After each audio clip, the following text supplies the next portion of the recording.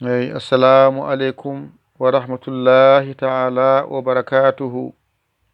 Bandiraɓe sehilaaɓe jangiyankoɓe, en garti e windande men hande noon ko caao oɗo caa mawɗo e o caa tokoso kañum woni ɗo henne.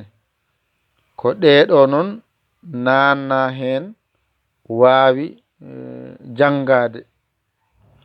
Eɗen gandi a mawɗo, a tokoso, a durtaɗo, e mawɗo, e tokoso, e durtaɗo, i mawɗo, i tokoso, i durtaɗo, o mawɗo, o tokoso, o durtaɗo, u mawɗo, u tokoso, u durtaɗo. ɗum ɗo woni masɗe ɗe. ɗeɗo pooɗani, ɗeɗo pooɗi, kanƴe noon naatti ga tan.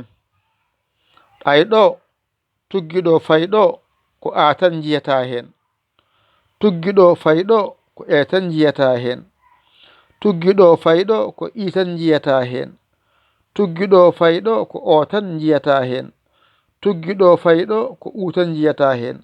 ɗum noon wadde ɗo woni ca, ca, ce, ce, ci, ci, co, co, cu, cu. ɗo timmi. hakkunde nani. ɗo ko ac, ɗo ko aac, ɗo ko ec, ɗo ko eec, ɗo ko icc, ɗo ko iicc, ɗo ko oc, ɗo ko ooc, ɗo ko ucc, ɗo ko uuc. ɗo timmi. Ngaren ɗo.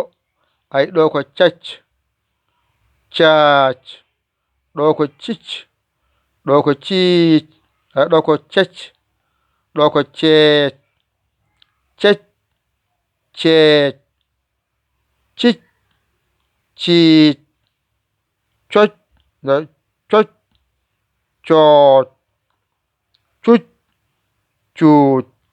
wadde mi wi on ɗiɗi ɗiɗi ɗiɗi ko ni tan kala alkulal ɓasirte.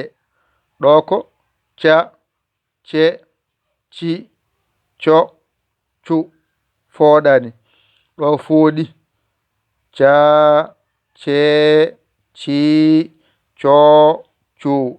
ay ɗo ac, ec, icc, oc, ucc. fooɗani. ɗo wara fooɗa.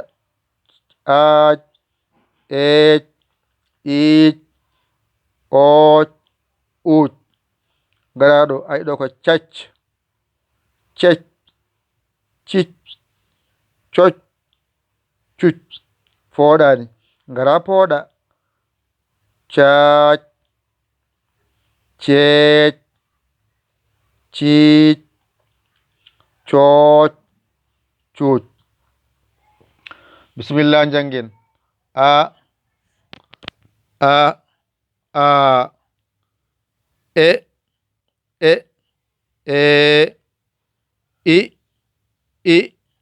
i, o,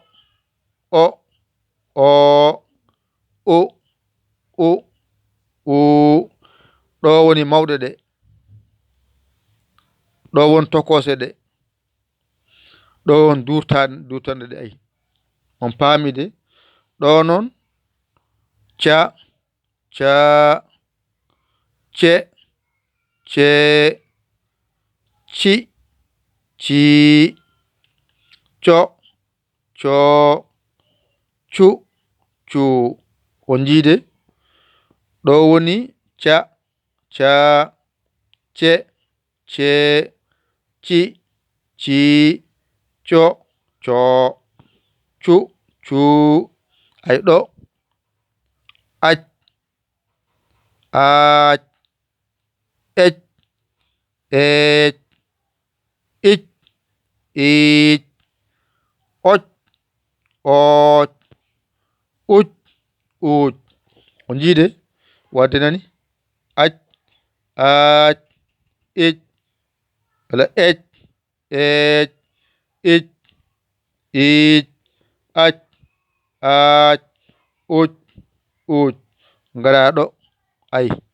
Cac, cac, cec, cec, cic, cic, coc, coc, cuc, cuc.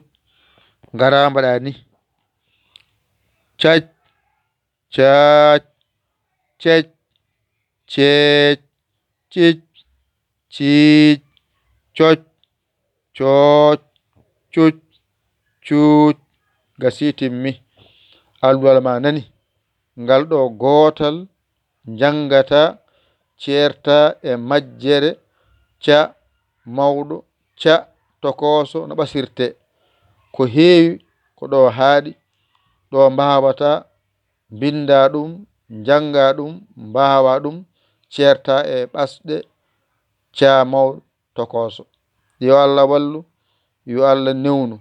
A hoolaki hoorema, ƴeewa bawɗo ɗakkoɗa sara makko, omo holluma ha mbawa alluwal ngal ceerta e nde majjere. So tawino ko jiiɗa hen ka famani walla ko boni hen accinani, kolla kam mi anda. Noddam e 00 221 77 906 14 81. mbaɗa Yaya Ly keɓa kam on saha.